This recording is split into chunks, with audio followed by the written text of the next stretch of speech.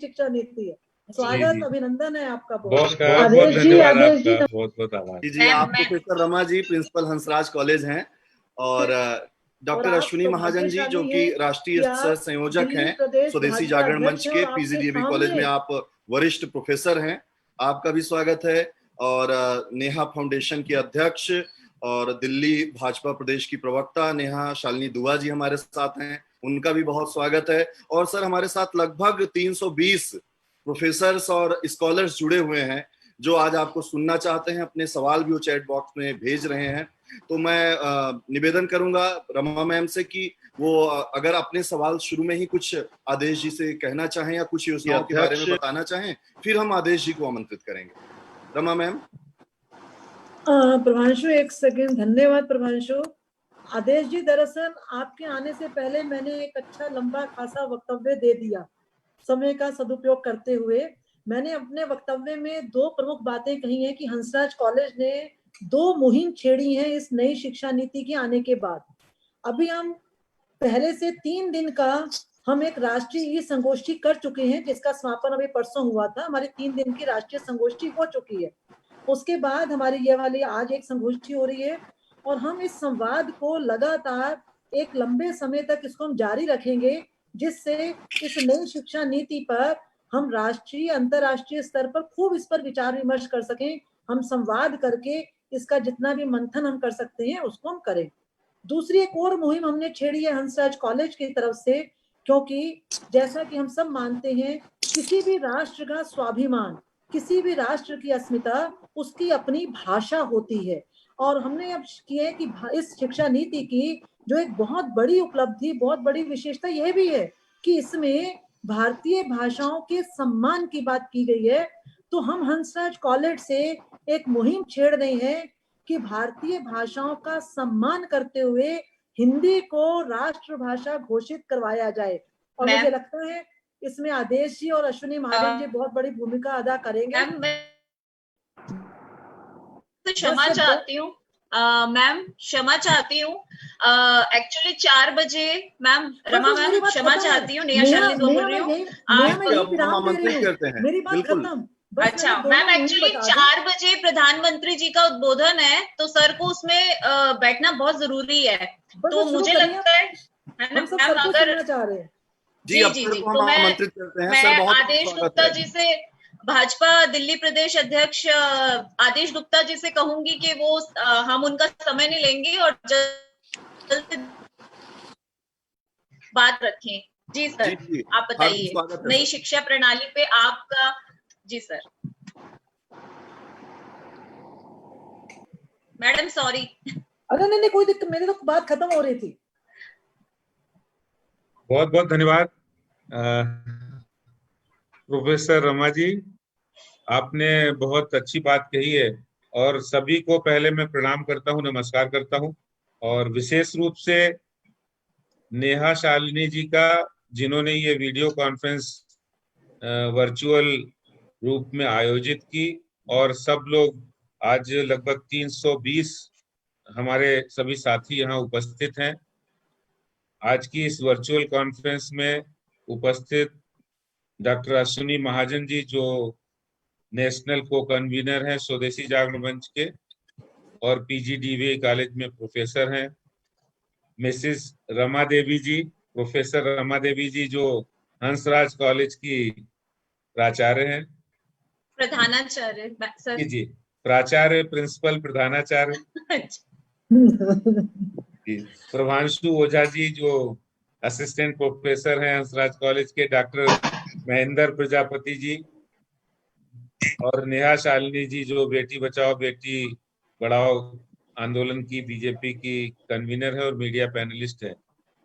पहले तो मैं आपको बहुत बहुत बधाई, शुभकामनाएं देता हूं कि आजादी के 70 साल के बाद हमारे प्रधानमंत्री नरेंद्र मोदी जी एक ऐसी नीति जो वास्तव में इस देश की आवश्यकता है और वर्षों से इस देश की आवश्यकता रही, उस पर आज हमारे प्रधानमंत्री जी ने उस राष्ट्रीय शिक्षा नीति की घोषणा की है, जिसको हमारी मैम रमा जी कह रही कि हम लोग कहते हैं उसको न्यू एजुकेशन पॉलिसी, लेकिन वास्तव में वो नेशनल एजुकेशन पॉलिसी है, इसमें कोई दो राय नहीं।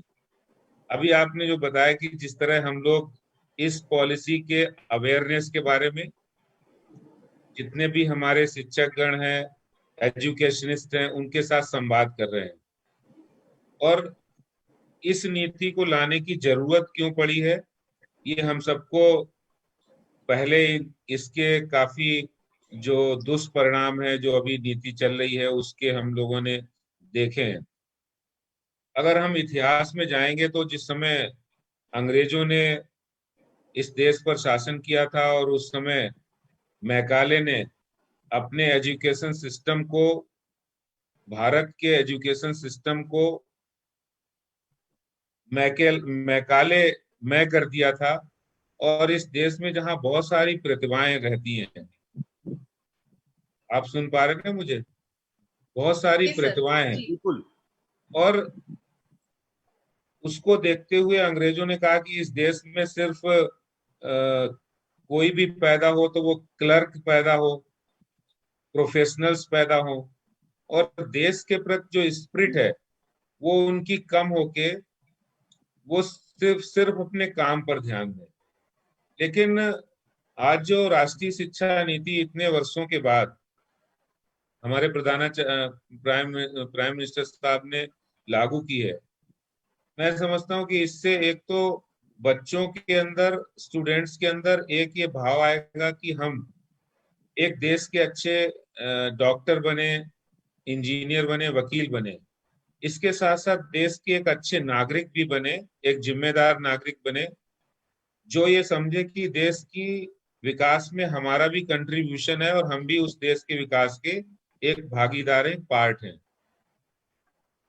दूसरा, जिस तरह इस नीति में 5+3+3+4, अभी तक जो 10+2 हम लोग शिक्षा प्रणाली है, और 5+3+3+4 में पहले 3 साल जो प्री स्कूलिंग होती है, जिसमें बच्चों के ऊपर किसी भी तरह का कोई बस्ते वाला बोझ नहीं होता। आज के बच्चे जब इतने इतने बड़े बड़े बैग लेके चलते हैं तो बहुत सारी उनका जो टैलेंट है वो उसी बस्ते के अंदर दब के रह जाता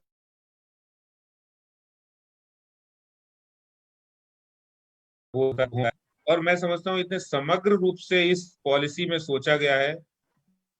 अगर हम भाषा की बात करें तो जहाँ रीजनल लैंग्वेज की बात की गई है, इसमें उसकी स्वतंत्रता है, चाहे वो पंजाबी हो, कन्नड़ हो, तेलुगु हो, तमिल हो, उड़िया हो, बंगाली हो, ये तो एक बड़े रूप में भाषाएं हो गई जो भाषाएं, लेकिन इसके साथ साथ वहां पर रीजनल लैंग्वेज का भी एक स्थान दिया गया है कि जो हमारे यहाँ की कहते हैं कि कोस कोस पे पानी बदले और 3 कोस पे वाणी, तो वो वाणी का भी इतना महत्व है पुराना कि हम लोग जो हर 3 कोस पे वाणी बदलती है उसका भी इसमें नई एजुकेशन पॉलिसी में, नेशनल एजुकेशन पॉलिसी में उसको भी स्थान दिया गया और महत्व दिया गया।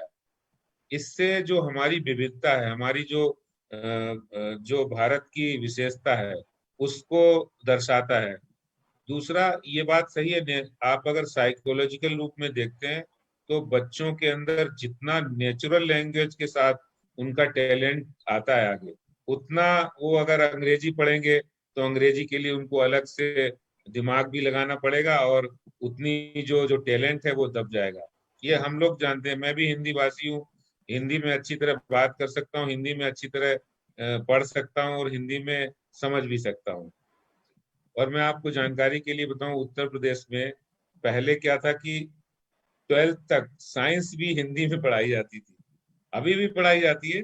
और मैं खुद जब 12th के बाद जब बीएससी में इंग्लिश मीडियम में गया तो मुझे पहले काफी दिक्कत हुई थी, लेकिन मैं समझता हूँ कि आज जिस एजुकेशन पॉलिसी की जरूरत थी, जिससे देश स्किल देश बने, बच्चों के अंदर आज ग्रेजुएट हो जाते हैं, इंजीनियर बन जाते हैं, टेक्निकल उनको एजुकेशन मिलती है, लेकिन प्रैक्टिकल नॉलेज जीरो होती है। इंजीनियर बनने के बाद भी उसको इंटर्नशिप करनी पड़ती है, बीटेक की डिग्री लेने के बाद भी उसको इंटर्नशिप करनी पड़ेगी। तो वो जो इंटर्नशिप करनी पड़ेगी वो अगर वो 6th क्लास से ही शुरू करते हैं इंटर्नशिप, तो उसका कितना इफेक्ट होगा आप ये देखिए, उसकी स्किल में कितना इम्प्रूवमेंट होगा। फिर वो बच्चे के अंदर जो स्किल डेवलप होगी, जिस एजुकेशन पॉलिसी की जरूरत थी, जिससे देश ही पड़ेगी, जो जो स्किल की हम बात कर रहे हैं। फिर आज जो प्रधानमंत्री जी ने स्किल डेवलपमेंट का इतना बड़ा अभियान चलाया है, वो अभियान आप ये मानिए कि वो 100 गुना अधिक तेजी से चलेगा। अगर हमारे पॉलिसी में इस बात को लिया गया कि हम 6 क्लास से ही उसको स्किल डेवलपमेंट की ओर ले जाएंगे बच्चों को, तो आज से 10 साल के बाद, 7-8 साल के बाद जो इस एजुकेशन पॉलिसी के असर दिखाई पड़ेंगे, भारत कितनी तेजी से दुनिया की सबसे बड़ी स्किल आबादी के रूप में, स्किल पॉपुलेशन के रूप में एक पावरफुल कंट्री बनेगा, इसका अंदाजा आप लगा सकते हैं। जब आज भारत के अंदर इतनी प्रतिभा है, इतनी काबिलियत है युवाओं के अंदर, और हमारा देश युवा देश है, पूरे वर्ल्ड में अगर कोई सबसे ज्यादा युवा देश है तो भारत है। और ऐसे ऐसे समय में जब इसकी अगर हम समग्र रूप से चर्चा करेंगे इसके इम्प्लीमेंटेशन के बारे में, तो मैं समझता हूँ कि इसमें हम लोगों को आगे आकर संस्थाओं को, जो एजुकेशनल जो इंस्टीट्यूट हैं उनको, इसके साथ साथ हमारे जितने कारपोरेशंस हैं, जहां जहां हम लोग कर सकते हैं, इसको लागू करने की जरूरत है। और सरकारी स्तर पे तो ये लागू होगा ही, पब्लिक के स्कूलों में, प्राइवेट स्कूलों में भी इसको इम्प्लीमेंट कराने के लिए जरूरत है, तभी हम इसका लाभ सबको दे सकते हैं। और मैं समझता हूँ कि जो नई शिक्षा नीति है उसमें एक जो बच्चों के ऊपर एक बहुत बड़ा प्रेशर रहता है, रिजल्ट की इतना परसेंटेज लाना है, उनकी बहुत सारी प्रतिभाएं दब जाती हैं उस प्रेशर में, तो उन चीजों से भी बहुत सारे प्रेशर्स में उनको कमी आएगी। मैं आज जो नेहा जी ने ये संवाद कायम किया, ये संवाद लगातार बना रहना चाहिए। दिल्ली यूनिवर्सिटी के काफी प्रोफेसर्स, लेक्चरर और एजुकेशनिस्ट इस वर्चुअल कॉन्फ्रेंस में जुड़े हुए हैं। मैं उन सभी का बहुत बहुत धन्यवाद और आभार व्यक्त करता हूं। ये जो नई शिक्षा नीति, नेशनल एजुकेशन पॉलिसी, जो हमारे पीएम साहब ने एक दिन में नहीं लाए, कई वर्षों के रिसर्च से, कई एजुकेशनिस्ट और लोगों के अपने उनके वैल्यूएबल सुझाव आए हैं, उसके आधार पर ये बिल्कुल, जिसको अगर हम नई शिक्षा नीति भी कह सकते हैं और देसी शिक्षा नीति भी कह सकते हैं। जी सर। इसी शिक्षा नीति का ही परिणाम था। अगर हम प्राचीन व्यवस्था की बात करें तो हम गुरुकुल से अगर तुलना करें, गुरुकुल में पढ़ते हुए जो विद्यार्थी होते थे वो हर विद्या में निपुण होते थे, वो उनके पास स्किल भी होता था, उनके पास ज्ञान भी होता था, उनके पास योग भी होता था, और वो हर बात को एक वैज्ञानिक तरीके से सोचते थे, जो एक विद्यार्थी के दिमाग को किस तरह विकसित करना है और उनके अंदर जो इनोवेटिव आइडिया कैसे आए, नए अनुसंधान कैसे कर सकें, वो सब इस शिक्षा नीति से भारत को प्राप्त होंगे। और भारत में प्रतिभा की कमी नहीं, कोई सब लोग जानते हैं, जब देश की आजादी में हमारे स्वतंत्रता सेनानी थे, अगर हम बात करें सुभाष चंद्र बोस जी की, महात्मा गांधी की, तो वो बैरिस्टर की डिग्री लेने गए थे, सुभाष चंद्र बोस आईएएस बन गए थे, और उन्होंने उस आईएएस की डिग्री को,